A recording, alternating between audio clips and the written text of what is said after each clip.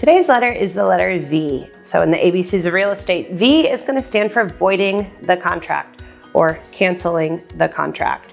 This is something that you do not want to happen, and it's kind of the worst case scenario in a sale. So sometimes this happens and just things fall through. Things that can cause a contract to be voided or cancel is things that you can't come to a resolution on in the inspection. So if there are some things that pop up and the seller and the buyer can't come to terms on it, that can cause the contract to be voided. Typically, the earnest money that you put into escrow, the buyer will get back. That's usually the scenario.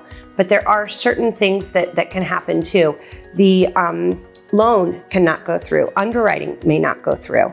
I had an instance where we were under contract, we went into underwriting, and all of a sudden a $30,000 tax lien showed up on this family. Guess what? We voided the contract and we went with our backup offer.